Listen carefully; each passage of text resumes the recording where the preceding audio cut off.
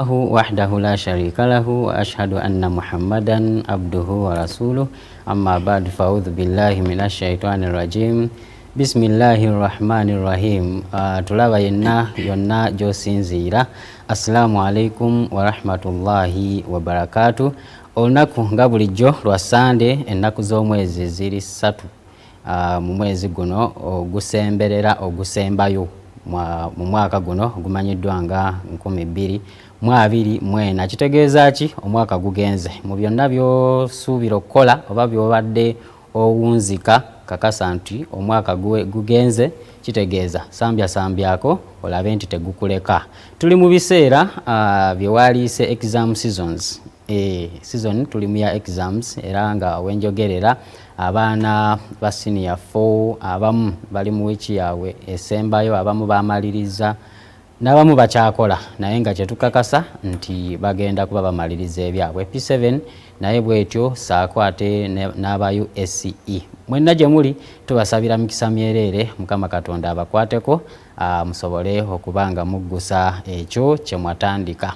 Ate mu mbeera y'emu ne universities ojja kwesanga nti nazo mu maaso awo zijja kuba nazo zijja gye nayise exam season.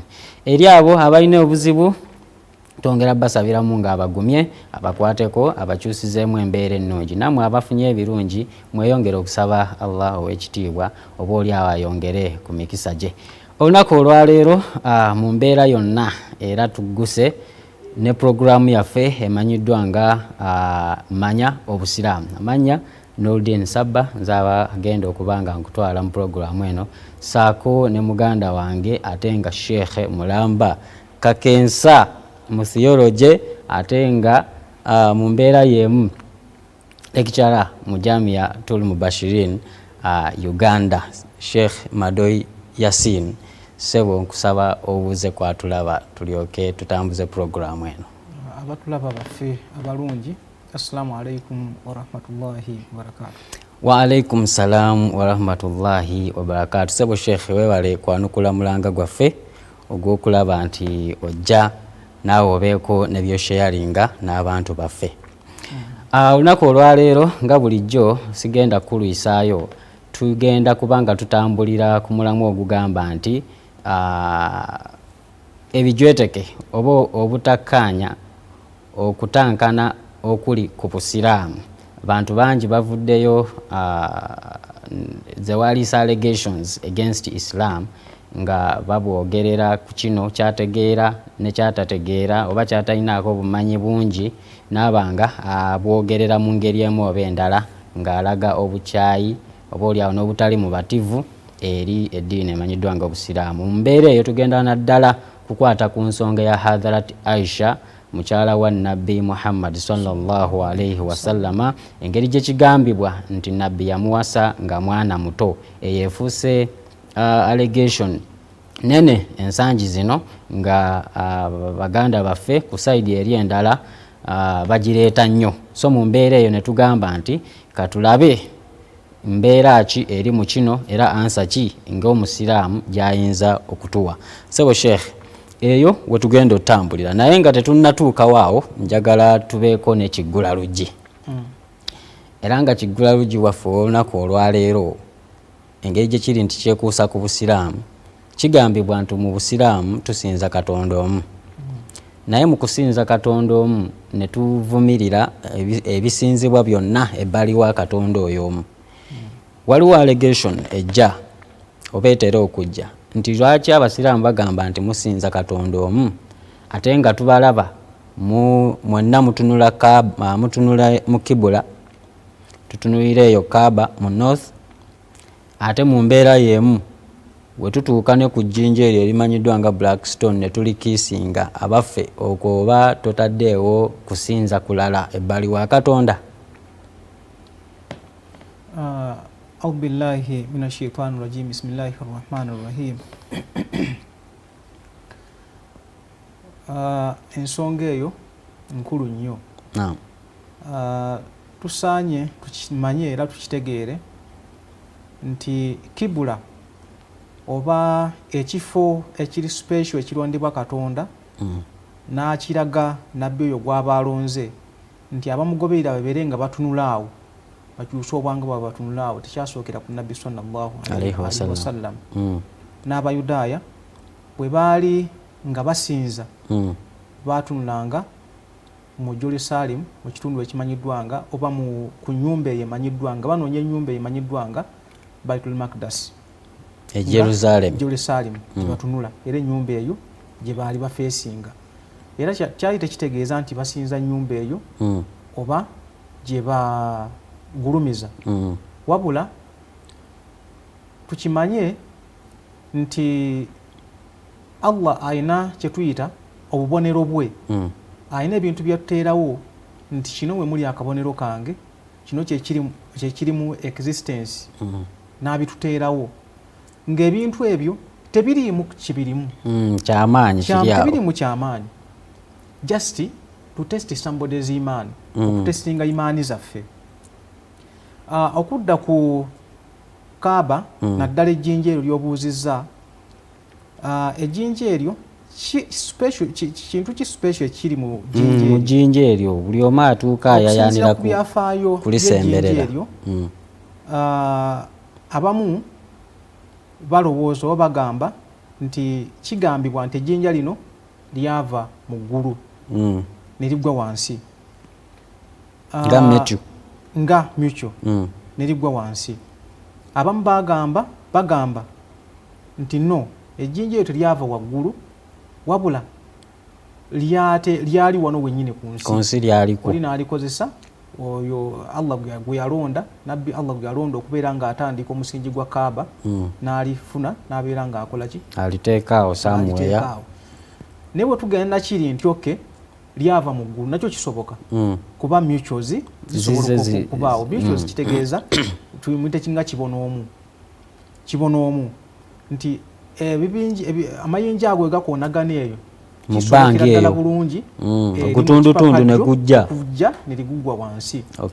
Era okusinziira ku hadithi y'omubaka nabbi sallallahu alaihi wasallam atugamba nti ejjinja eryo nisha lyali lyeru nga liva eri nga liva gye liva lyali lyeru naye olw'okuba nti speed eritambulirako mu bbanga speed eyo eba y'amaanyi okutuuka wano kutaka so lyagenda okutuuka nga tyazban and erifuuka erya black nga kwol ebimu ku bye tuteeka mu muliro n'olaba nga kyakaayakana naye olukijjamu n'okiteeka wali nga kimaze okuwola ne kikyuka kala lyatuuka wano then oyo Allah bwe yatandika omusingi gwa Kaaba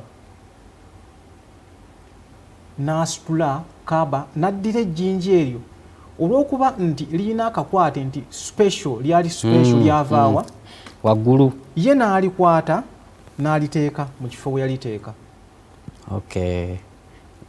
Bwe tuba nga tutute version eyo oba nga ogenze naye version nti lyava mu ggulu ekituufu kyo kiri nti Allah yasinga okumanya ejjinja eyo lyakola ki lyavaawa naye kye tulina okuteeka mu bwongo nti buno bubonero guidelines nga wonaalaba ku kkubo nti lino lyekkubo lyolina okukozesa osagaasagana ova ku kkubo ogwa ebbali.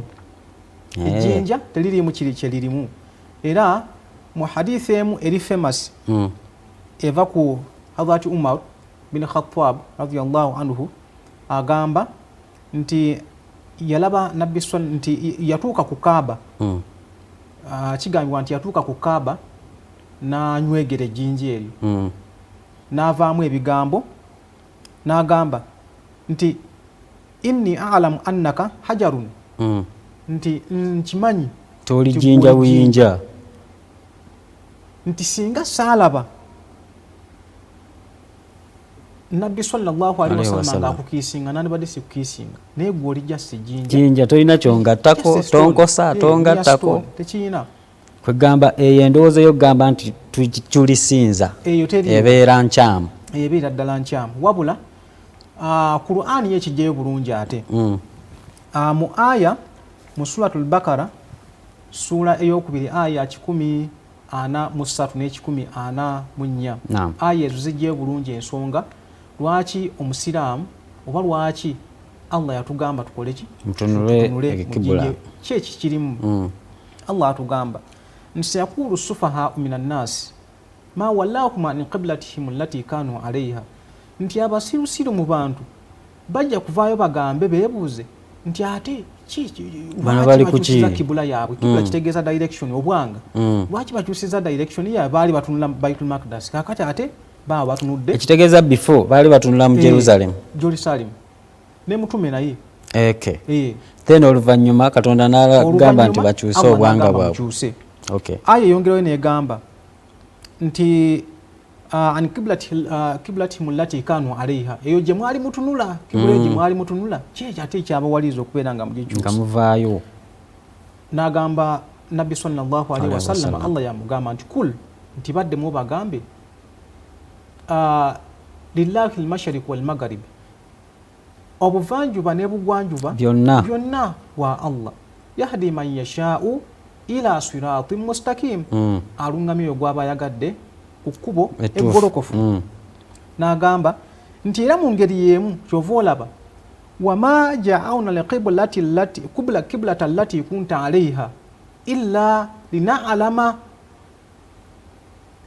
tetwakuwaliriza oba tetwabawaliriza kubeera nga mukyusa obwanga bwamwe ne muva ku kibula eri yasooka ya Jerusalem lina'lama man yattabi'u ar-rasula okujjako tulyoke tumanye ani oyo agoberera nabbi sallallahu alaihi wasallam mimma yanqalibu ala akibayhi okwawuka ku oyo akyukira ku bisinziro bye kiba kitegeeza aganye yensonga enkola empya ezze nabbi agambye kati tutunule eno bani abamugoberera kibula eri kuba singa yali weeri nti yeriwo kyali baddenga ekyabulijjo obusiraamu webuli era tutunula Baitul Maqdis wandibadde tewali mpeera kubanga kyabulijjo obusiraamu bwatusanga tukikola neka newajjawo ekyobuwaze nti kakati mukyuse ekyo mukole kino kati abagaana they are denied of the favor beba baganya okutambulira ku mugendo era Allah atugambye bulungi nnyo nti tiyakikola wabula kwagala kumanya ani ali wamu ne nabbi ani musiraamu omutuufu oyo omukkiriza omutuufu anaagoberera nti nabbi sallallahu Allah agambye nti kakati mukyuse ekyo mukole kino abanaakigoberera bafunemu empeera abanaakigaana baleke kufuna mpeera kufuna bulungi ensonga enkulu so tekiri kukusinza tusinza Katonda wabula bubonero nga olaba mu ibadaati ez'enjawulo dinayo kuba kusaala tuvunama kati ate omuntu ajja kugamba tusinza gundi kuvunama okwo kwe tuvunama oba tusinza ttaka oba tusinza muzigiti obwonna bwonna bulombolombo obwekuusa mu ibaada eyo ebeera eriwo ate mu ngeri y'emu Sheikh Saibu olina kyonzijukizza ekyokugamba nti okkiisinga ejjinja lino omuntu akitwale nti kusinza ennaku zino ne wabanga omuntu afunye awaadi yonna ogenda olaba nga akiisinga ekintu ekyo olw'obwagazi buli sitwago gyazayitamu omukwano ogwo gwalina eri ekintu ekyo okukiraga ebiseera ebisinga olaba omuntu ng'akiisinga ekintu ekyo naye mu ngeri eyo kitegeeza nti oba toli kukisinza wabula oli kwolesa mu bwagazi na mukwano gwo eri ekintu ekyo tweyanziza nnyo Sheikh Saibu era awo wennyini wengenda okugendera ku nsonga gyenkakasa nti enetawanyiza nnyo abantu naddala abo ababeera eyo omanye ennaku zino tulaga nti twasoma nnyo mu mbeera eyo ne demokolasiya n'amateeka gano agajja tulondoola nnyo embeera eziba zigenda mu maaso naddala mu ggwanga kigambibwa nti Hadhrati Aisha radhiyallahu anha ng'ono yali mukyala wa Nabbi Muhammad sallallahu alaihi wasallama bivaayo ne bigambibwa nti yamuwasa nga mwana muto fact abamu batuuka n'okugamba yalina emyaka 5 oba 9 bitambulira 10 14 tebitegeerekeka ensonga eno ogyogerako ki mu butuufu bwayo omuntu asobole okukinnyonnyoka ensonga eyo nkulu nnyo era nsaba Allah ow'ekitiibwa nsobozese okubeera nga nambulula ensonga eyo naffe tugitegeere mu bulambulukufu tugende okuvaano ng'abantu bagitegedde bulungi kuba natuta obudde nenjikulirako ddala research amala awo tujja tukolera ensonga eyo nga gambye nti nkulu nnyo ekisookera ddala kyetusaanidde okubeera nga tutegeera nti nga sinaba kubeera nga njikoonako wadde akatono ku mulembe gwa nabbi sallallahu alayhi wa sallam waliwo abalabe bangi abannabbi mwennyini waali abannabbi nga bamulwanyisa nga bwe mbimanyi tebagala akole kirungi kyonna tebagala akole kirungi kyonna kyonna kakati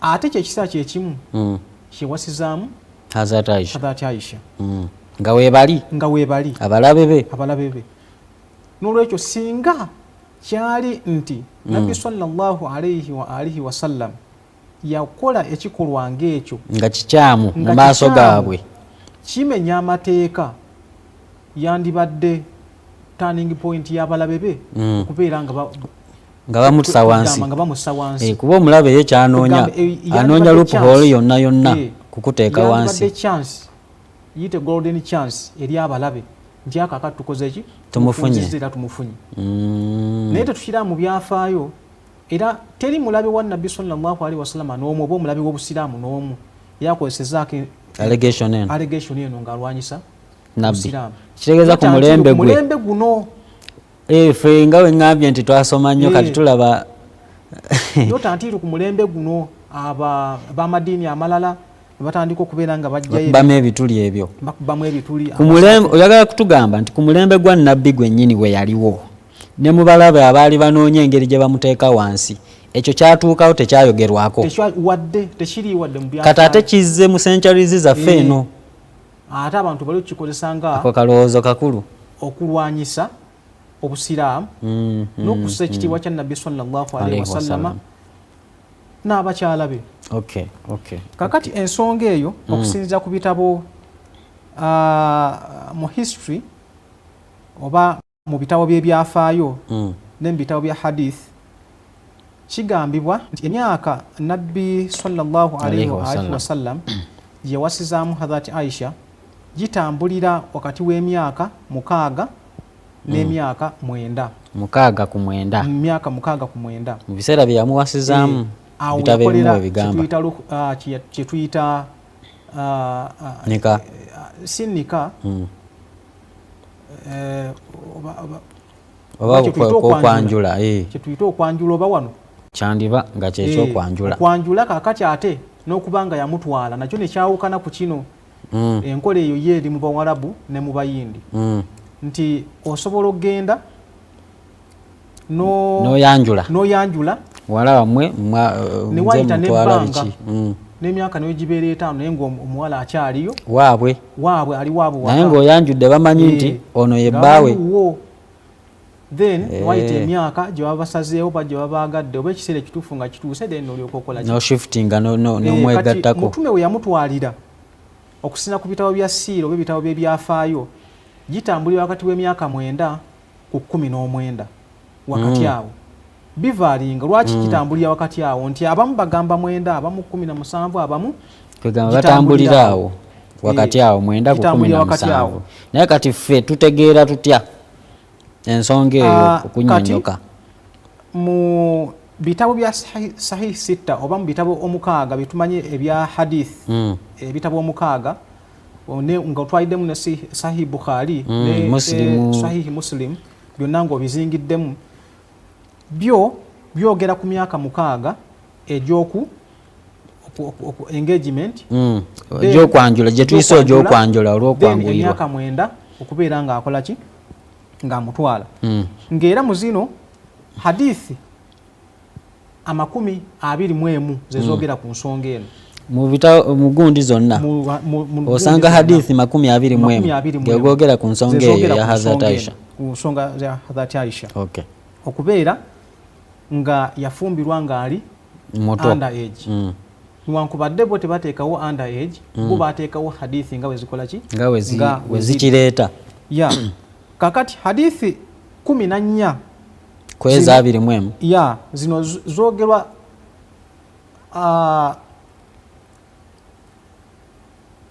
historian amanyiddwa nga Hisham bin Urwa yazogera kati omu kweza 21 14 omu Urwa yazogerako ezisigadde ensubira zibeera nga 7 olwo abalala bazina ratinga naye kyetusanze mu hadithi zino oba mu kyafaayo kino nti mu bitabo bya siira eby'amaanyi oba eby'ebyafaayo eby'amaanyi ne basahaba ab'amaanyi teri ayogera ku kyafaayo kino, teri akyogerako ne basahaba betumanyi nti b'amaanyi bazaata Bakali balivuddeyo. Tukimanyi nti ekyafaayo kino kyandibadde ky'amaanyi nnyo mu Busiraamu era we kyalibadde. Kakati wetwongerayo mu maaso okwanalizinga oyo Hisham bin Urwa yabeeranga Madiina. Bwe yabeera e Madiina n'asengukayo n'agenda e Kufa. Bw'asenguka n'agenda e Kufa yakigambibwa nti yali akuliridde mu myaka, ng'emyaka gye akuliridde mu myaka, era hadithi eno yalabibwako oba yasooka okuwulirwa mu mwaka gwa 1885 mu kiseera ekyo yasookera ddala okubeera ng'ewulirwako. Olwo nabbi waali yavaawo, nabbi yavaawo, nabbi yafadda. Hadithi eno weesooke okuwulirwa mu Kufa ate si Madiina. Ono ajoogera amaze kusenguka kuva Madiina kaddiwa avudde e Madiina n'agenda mu kifo ekirala ekimanyiddwa nga Kufa. Wasooka okujoogerako after 100 years. Ekintu ekimu kye twazudde mu hadithi eno nga ndi mu research nti Hisham bin Urwa nga first narrator of this narration, this particular narration, egamba nti Hadhrat Aisha yafumbirwa nga alina emyaka 9 bw'asenguka okuva e Madiina n'agenda e Kufa n'ayogera hadithi eyo. Kigambibwa nti Hisham bin Urwa yali musomesa wa Imam Maliki. Okay. Ate Imam Maliki simanyi oba banaabitegeera bulungi ebintu bino. Bajja kufollowinga. Hisham bin Urwa ayogera hadithi zino ezisinga obungi 14.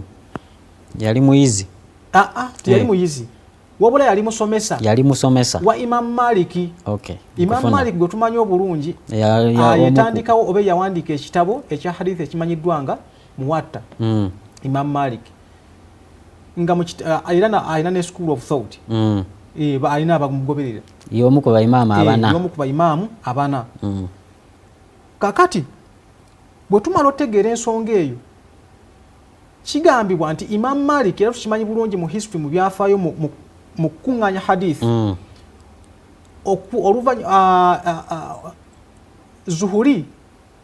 Zuhuri ne Imam Malik be basookera ddala okubeera nga bakuŋŋaanya hadithi kuba olwo de baaliwo mu Madiina.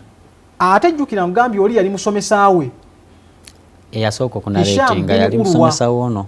Ekyo nkyo nakitegedde. Kakati kyetuzudde kiri nti bwe yali mu Madiina Imam Malik yakuŋŋaanya hadithi zonna ezaali mu Madiina kuba ye teyatambula nga Bukhari ba Muslim nti agenda afuluma Madiina agenda Makka aze mu Afrika yakuŋŋaanya ezaali awo. Ye yakuŋŋaanya buli hadithi yali mu Madiina. Eno teyagisangamu? Eno teyagisangamu, teyalimu. Kyokka ate ekyewuunyisa nti oli yali musomesa we. Ono akuŋŋaanya hadithi muyizi w'oli eyayogera ekyo naye ate ye tagitaddeemu. Sigamba tagitaddeemu, teriimu kale kyesangibwamu, teriiyo kubanga ebiseera ebyo tewaaliwo scrutinizinga, kunoonya riwaaya, diraaya, kwegamba abakuŋŋaanya ba hadithi abaasookawo baateekangamu buli hadithi yonna buli emu gyawulise buli gyaleese. Mutume yagamba ki ng'ateekamu yawandiika? Olina ky'omanyi mutume kyeyayogera nti ng'awandiika. Ensonga ki tulina ezirivayifu eziribawuzuni eziriki zonna zonna baaziteekangamu. So had Hisham bin Urwa narrated this hadith to Imam Malik, to Imam Malik who's his student, yandibadde agiteeka mu kitabo ekimanyiddwa nga Muwatta Imam Malik. Okay. Eyo nayo nsonga etegerekese. Kitegerekese bulungi. Awo bwe tuvaawo hadithi eno gwe yaginareetingira ekyafaayo kino waayite emyaka 40 40 ng'oli amaze okuvaawo jjukira ali mukadde kadde amaze okuvaawo afudde oyo gwe yagibuulirako waayite myaka 40 naye n'alyoka naye agyogerako n'alyoka akola kye tuyita transmission kwegamba olabira ddala ekintu ekitaali nnyo kya kisasamaza awo ne kiba nga kirese abantu in suspense hadithi eno yali ntuufu oba si ntuufu kubanga gutwandibadde tujjako obujulizi obusembayo nti munaye kino ekyafaayo muddala kyalibadde ki mutume kyatuukawo nga taliiwo teryaliwo n'abagobereza abatutumufu bonna teri yakyogerako ate n'ekirala yali musajja agenda oginaleetinga nga musajja akaddiye nga ne eyesight ekoze eki nga nayo eri wiiki ekoze eki nga nayo eri wiiki so kakati awo kitulaga nti newankubadde we cannot tetusobola kugamba nti oba hadithi eno nfu oba nnamu because we don't have proof kyetulina kunoonyereza ndi analyze oba to qualify it okay eyo ensonga eri awo kakati ekiseera kino hadithi eno weyanaleetingira ekyafaayo kino wekyaviirayo kyekiseera ekyaliko nga abasiraamu batandise okwetematemamu watandise okubeerawo kyetuyita disagreements saawe zitandikira ebibiina we byatandikira ng'olwedde weebiri abalwanyisa bano kibiina ekirwanyisa kiri ekibiina ekirwanyisa kiri ekibiina ekirwanyisa kiri ngaaliwo obutakwatagana so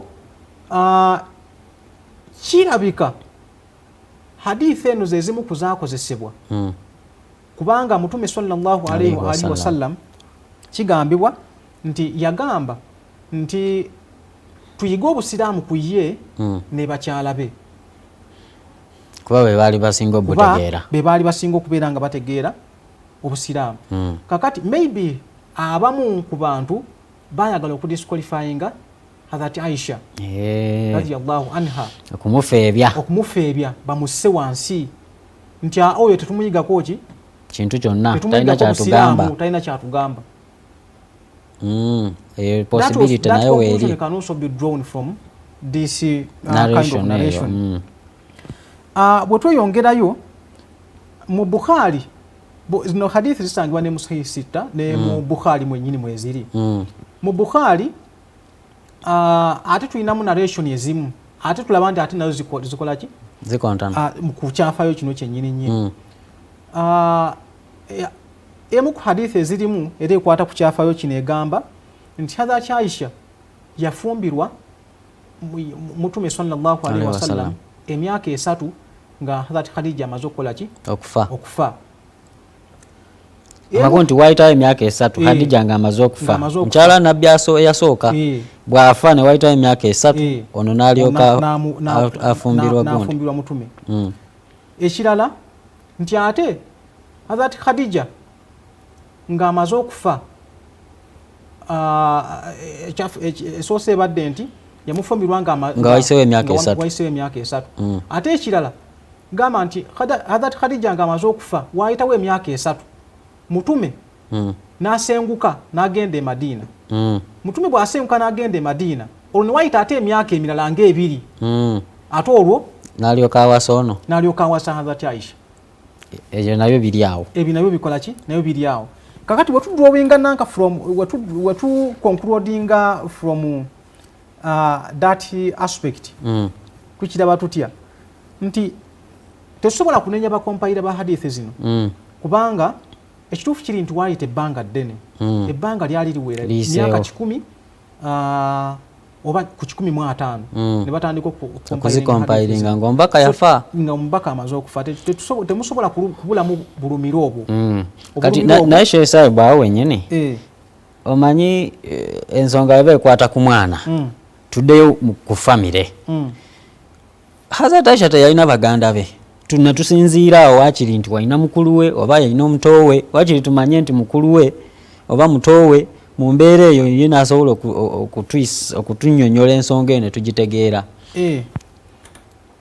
kigambibwa nti Hazrat Aisha of course yalina baganda be beyazaalibwa nabo ate okusinza ku byafaayo bonna baazaalibwa before hijira bonna baaliwo before hijira ng'omba katannasenguka kudda Madina mutume sallallahu alaihi wasallam atama kusenguka kuva e Madina Makka kugenda e Madina kakati okusinza ku byafaayo kigambibwa nti Hazrat Asma omu ku bawalaba Hazrat Abubakari muganda wa Aisha radiyallahu anha yali asinga Hazrat Aisha emyaka 10 mirambirira makunti yali mukulu we yali mukulu we mukulu wa Aisha yali amusinga emyaka 10 miramba awo ntandise okujja hijira amasengu tuyita amasenguka mutuma agenda okusenguka okuva Makka okugenda Madina nga Asima wa myaka 27 aina emyaka 27 mu kaseera nabbi we yasengukira okuva Makka okugenda Madina naye ku myaka 27 asinga Aisha emyaka 10 awo nzijira kakati awo bojjako wali wasigala emyaka emeka probably 17 emyaka 17 kuba oba na 27 so kiba kitegeeza ate ng'oli omusingako 10 era gibeera 17 oba send off oba gye tuyita official nani okuva ewaka Hazrat Aisha okuva ewaka okugenda ewa Nabbi sallallahu alaihi wasallam yagenda okuvaayo ng'alina emyaka 17 ng'ogendeddeko ekyo ekyafaayo ky'abaganda be jibe emyaka 17 so wakiri olaba nga kirina engeri gye kijjamu so awo nawo tuyigawo nti newankubadde nga waliwo sources ez'enjawulo ku myaka gya Hazrat Aisha naye at least eba ekijjayo bulungi at least erina engeri gye kijjayo kati ate waliwo n'ekyafaayo ekirala ekya olutalo lwe Uhud mu lutalo lwe Uhud Hazrat Aisha radiyallahu anha yalabibwako nga yagabirira abasiraamu amazzi gy'emirimu gy'abakazi gye bakolanga mu ntalo ng'agabirira abasiraamu amazzi ng'atwalira ono atwalira oli kakati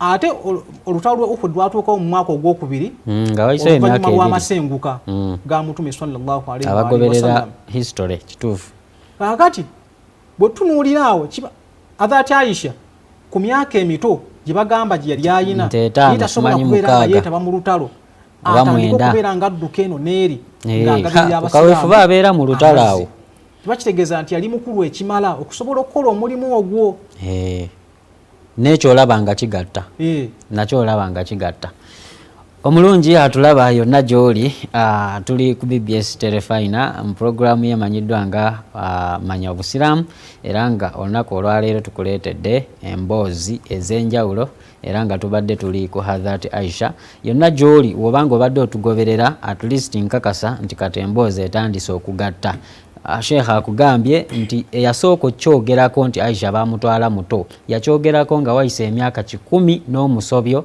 nga nabbi yamala dde okufa kyewunyisa nti abaaliwo mu kaseera ako bonna teri yali yakyogerako kitegeeza kubo kyonna ekyakolebwa mu mbeera yonna kyali nnomo gye bali ate nga tebakitwalanga kikyamu kubanga bano be bantu beyakuliramu be bantu beyalimu nga banoonya okumussa wansi ku ttaka nga nabbi eyali asituse ku lw'obusiraamu so mu mbeera eyo nekitegeeza nti Aisha mu kyonna kye yali ateekwa kubanga yali mukulu ekimala mu kaseera nabbi we yamutwalira mu mbeera eyo ne tubanga bwe tutyo tuli kutambula mu maaso awo nja kubanga nta amasimu twogereko naawe mu mbeera yonna ojja kubanga ogoberera gundi ennamba eziri okwo tusigabaye nga tweyongerayo naamu Sheikh mpozi waliwo kugambo omanyi mu byafaayo oba mu ngeri y'okwanalizingamu ensonga tuna ku side ez'enjawulo ensonga yakyo zituleetedde eyo side tugimaze kakati tutunule ku side eri if there was a possibility of the old Prophet sallallahu alaihi wasallam okubeera nga awasa Hazrat Aisha ku myaka omukaaga oba emito kyali kisoboka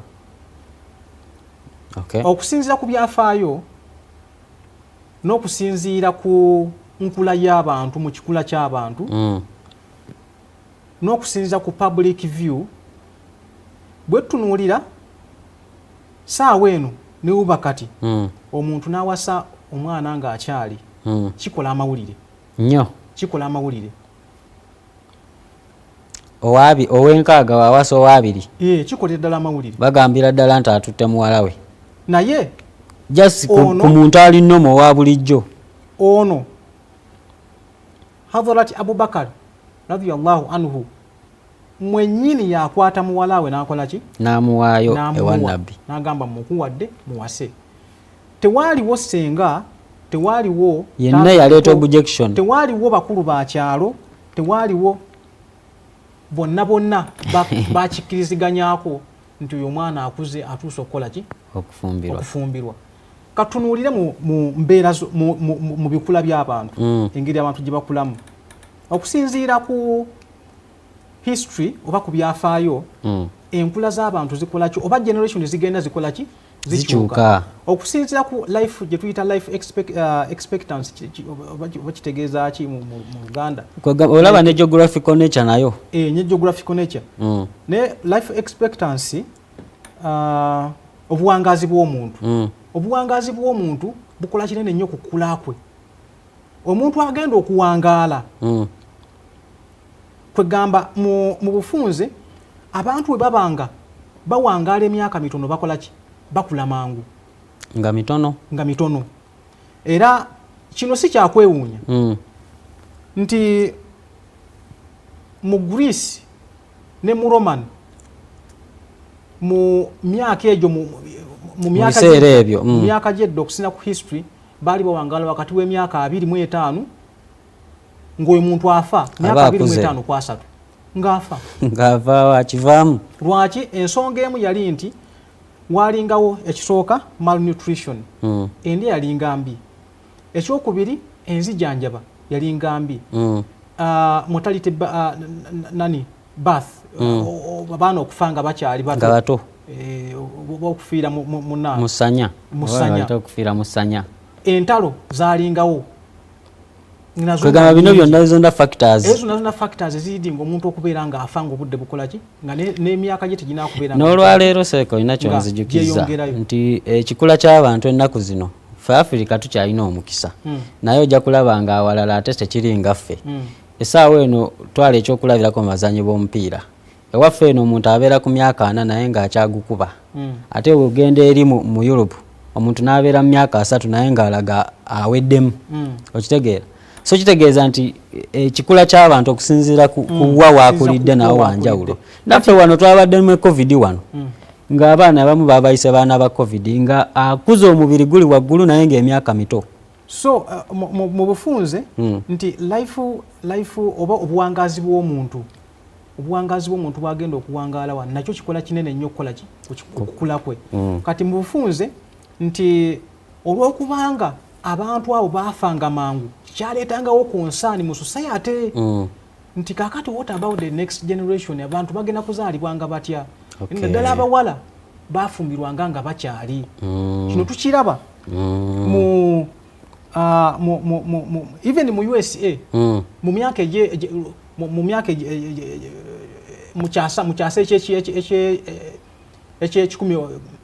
eky'ekumi-n'omunaana recently wano si wala nnyo abaana baali bakkirizibwa kufumbirwa oba okuwasibwa kw'egyo emyaka emito wakati w'emyaka 10 n'emyaka 12 puberty ye eba etuuse akuze tekiri ku myaka emyaka gize lwa modernity eno nti myaka 18 omwana aba akuze naye omuntu nsuubira Obusiraamu bwagenderera nnyo puberty ye kuba kasita ennaku zino mukita kwekoona kagere omwana kasita yekoona akagere olwo omwana avuvuse naddala w'obuwala nga mbadde ngamba myaka 10 wakati w'emyaka 10 ku 12 ng'oyo yakuze ng'akola ki ng'afumbirwa ate mu states ezimu kuba erina states nyingi ziyitibwa oba provinces erina states nyingi mu states ezimu myaka 7 ng'oyo abalibwa nti omwana akuze asobola okubeera ng'akola ki ng'afumbirwa so either sides zonna era oba olaba nga kikola bw'otwala side eno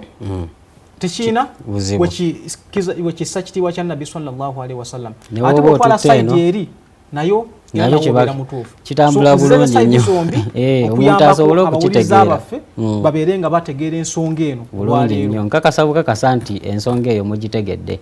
Ate wetubadde tusoma seeka agenze wala nnyo ne USA wala tubadde tusoma wano abasomye ku history ng'olaba nti bano bakoyikoyi koyisaani baani abaana baafumbirwanga mu myaka gye gimu egyo myaka 9 8 simanyi 7 okitegeera. So it's about puberty. Omwana waba akuze tekiri ku myaka naye lwakubanga egali nti mateeka ennaku zino tambulira nnyo ku mateeka era tuba tulina n'okukonsideringa amateeka g'eggwanga oba ag'amawanga mu mbeera eyo. So nja kukkiriza producer ompe ku masimu tunyumyeko n'omulabi waffe naye nga amasimu we gagenda mu maaso. Yesebo omugagga Sawembwe Nabweru MP2B Nansana Municipality katukwagaliza emikisa mu byonna. Yesebo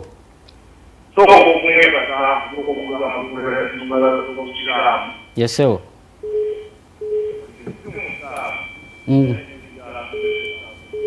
Yesebo Yesebo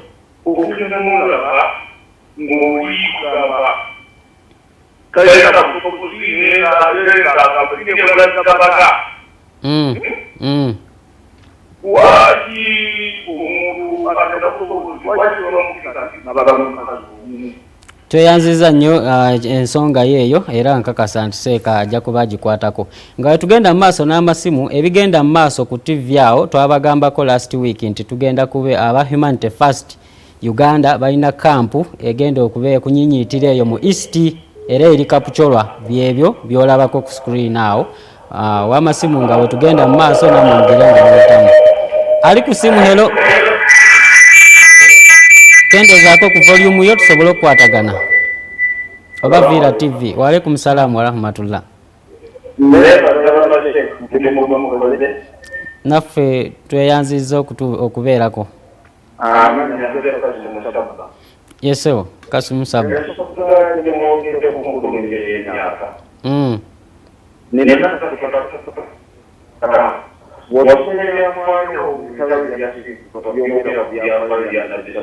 Alaihi wasallam. Yesebo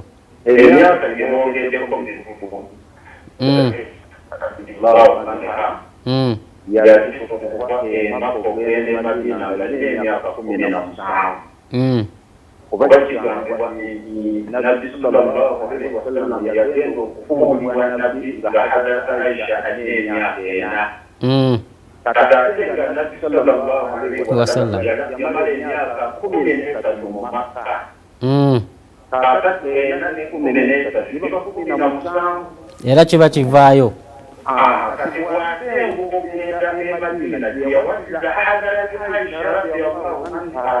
Okay.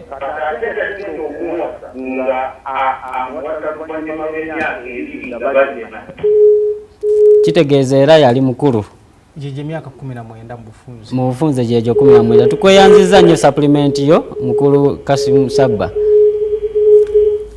ali ku simu. Hello oba akantu ako bakategedde? Bakategedde. Ali ku simu? Okay, nga tulinda ali ku simu akantu ako. Hello tukuwulira sebo amanya ne gy'osinzidde? Waalaikum salaam wa rahmatullah. Halo tukuwulira sebo amanya ne gy'osinzidde kendezaako ku tumusobiddwa ojja kuba ogezaako omulundi omulala. Hello tukuwulira sebo?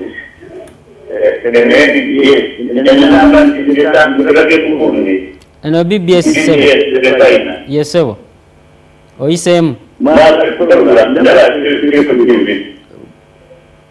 oli ku program sebo owulikika? Okay, nsuubira producer ab'amasimu tubakomyawo tusobole okubanga tweyongerayo. Waliwo akantu Sheikh Kasimu kayongeddeko awo kenjagadde okukkaatirizaamu katono nti nabbi agenda okubeera okufuna obwannabbi ng'alina emyaka nga Hazrat Aisha alina emyaka 4 kati ate oluvannyuma lw'ekyo agenda okusenguka okugenda egundi oluvannyuma amala emyaka 10 ng'ali mu bwannabbi ng'emyaka 14 then esatu asenguka okugenda e Madina after 3 years jeje gikole 17 owedde oli Hazrat Asima ngawe twagambye kibadde nti ya mutuma agenda okufuna obubaka nga Hazrat Aisha muzaali wa myaka 4 kakati yabeera mu Makka emyaka 13 jegikola 10 ne gikola emyaka emeka 17 14 jeje myaka emeka ejo 10 jinena nejiri jamaze mu 17 kakati bwasenguka n'agenda e Madina nawaitawo emyaka 2 ono n'alyoka amwegattako jeje emyaka 19 olabanga ekibalo kijja okay tusemberera ku programu yaffe okutuuka ku nkomerero yayo mu nzikiriza empisewo ku bubaka bwa bannaffe bano ababadde batugoberera nga bayita ku mutimbagano. Ono agamba nti assalamu alaikum wa rahmatullahi wa barakatuh. Good morning my dear brothers, this is Bibuli Khaira watching from Mukono. Thanks for the presentation. May the Almighty Allah reward you abundantly. Naffe tukweyanziza nnyo okubanga weekuumirako Bibuli Khaira. Assalamu alaikum wa rahmatullahi wa barakatuh. Good morning BBS Terefayina.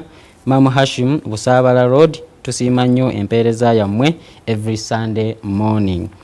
Sheikh webale kutangaza nsonga ya Hazrat Aisha kubanga abasajja abagikozesa nnyo ensangi zino mu kuwasa naye nga tebamanyi ekigendererwa kya nabbi mukyo kyali ki. Thank you so much. Cats Bedding from Facebook. Assalamu alaikum wa rahmatullahi wa barakatuh. Barakallahu fikum, streaming live from Ndeje Masjid Haruna. Bendeje namwe naffe tubatumiddeko. Assalamu alaikum wa rahmatullah. Bampita House Mucheno okuva ekazo Kiruhura. Mbuuza Sheikh nabbi yawasa abakyala bameka? Kibuzo kyo tukitegedde bulungi. Namakambo Nuriyat from Facebook. Assalamu alaikum wa rahmatullahi wa barakatuh. Sheikh, thanks for the teaching. Namakambo Nuriyati from Mbale. Thanks very much. Antu Mbale naffe tubatumiddeko nnyo mwebale kwekumira ku BBS Terefayina n'abalala mwenna yonna gye musinziira. Okay, nsubira Sheikh abo kansooke mbakomyawo. Nja kusooka okutuyisaawo ekibuuzo ky'oli asoose abadde ku ssimu nkulu okuva e Nabweru. Agamba nti abantu mukuyisaawo oba akiyise kuyisaawo byabwe olw'okuba eddiini eragira bana oli n'abanga n'obusobozi talina naye nga ye ali ku ekyo nti alina okuwasa abakazi bana n'atuuka n'okuba nga abawasa olw'obusobozi obutaliiwo ne batuuka n'okuba nga babonaabona. Ddiini eragira kuwasa bana kyatteeka. Njagala kutereezaamu awo ddiini teragira kuwasa bana wabula ekkiriza okuwasa abana. Permission ekkirizibwa. Kikkirizibwa okuwasa abana wabula naye it's not a must kuwasa bana. Omuntu talina waliwo ensonga ziwerako omuntu zaateekeddwa okubeera nga ateeka mu nkola. Obusiraamu ddiini ya butonde. Oyinza okuba owasizza omukazi gw'owasizza oba oli awo n'afunamu obuzibu. Tojja kugoba mukyalo oyo omugyewo ofuna omulala. Naawe obusiraamu butunuulira sayidi zombi. Si ya musajja yokka. Si ya musajja yokka ate si ya mukazi yekka.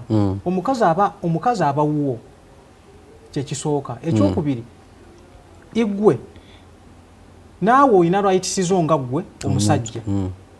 Obusiraamu bukutunuulira ne butunuulira n'oli mwenna nga teri anyigiriziddwa. Okay. Kati omukazi bw'afuna obuzibu tugeze omukazi ali bbala entazaala. Tomugobe. Eddiini nekugamba olina kubeera n'oyo tomugoba ogu omu. Kakati omusajja aba anyigiriziddwa. Singa eba ekitutte etyo. Kakati okutumya ku sayidi zombi nti mu mbeera ng'eyo ekuwa omwaganya nekugamba naawe wasa omulala okubiri ofuna omwana because it's your right. mwena mwenga rights zammwe mukuwasa ate omukazi owokubiri ate waliwo obulombolombo bwolina okubeera ng'ogoberera. Sikunyigiriza ono bonna olina okukola obwenkanya. Kitegerekese bulungi. Olw'obudde tetugenda kubanga tugenda nnyo mu bibuuzo bingi. Kitegerekese bulungi nti okuwasa abana kikkirizibwa naye si kyatteeka. Gwetuuke n'okubanga obatedde mu mizigo, emizigo ne gifuuka emizigo n'ezisasula rent ne zikubula naye ng'olemeddeko oyagala kuwasa bakazi bana. Sooka okolerere ono ali ewaka. Bw'oba olina w'omutadde omufunidde ewuwe w'abeera then okyasobola okugenda n'owasa omulala. Of course nga waliwo obwetaavu. Yeyina kwetambulira bw'otunuulira. Mu seconds bbiri. Wa in khiftum alla tuksitu fil yatama fankihu ma taba lakum minan nisa'i mathna wa thulatha wa ruba. Fil yatama kiba kitegeeza nti some instance oba embeera ezimu nga ziguddewo, waliwo ebiseera ebimu kakati entalo nga ziguddewo oba endwadde ez'amaanyi nga zigudde, ebiseera ebisinga zitula nnyo okutwala. Tugamba ng'olaba obwetaavu weebuli si gwe kugwako bugwi. Seeka tukweyanziza nnyo. Obudde bwo always bwe bututwala era mu ddakiika emu nja kusaba osiibule atulaba tusooke tumalize puroguraamu yaffe. Abatulaba abalungi, ensonga naddala enkulu yatuleese wano yeya incident eri ey'amaanyi tetumazeeko obudde obungi. Tugirambuludde ku lw'okusaasira kwa Mukama Katonda era tusaba Allah abasobozesa okubeera nga mugitegeera era munyikire bulungi mu nsonga eyo. Alright. Awo wennyini nange wenjo bagambira nti tetujja kusukkawo. Nkakasa nti okuviira ddala we twatambulidde okutuuka wano mufunyeemu kinene nnyo era nga mbeebaza mwenna ababadde naffe okuva we twatandikidde okutuuka ku puroguraamu ku nkomerero yaayo. Mwebale kubeerako. Ebirungi bisigala birungi ate bisigala bijja. Tusinkane ku Sande eddako. Abaana ba Law Fraternity ku IU nnyongera nammwe okubanga mbabuuzaako mubeere bulungi. Nammwe abasigadde mwenna nsigadde Zenuddin Sabba. Assalamu alaikum wa rahmatullahi wa barakatuh.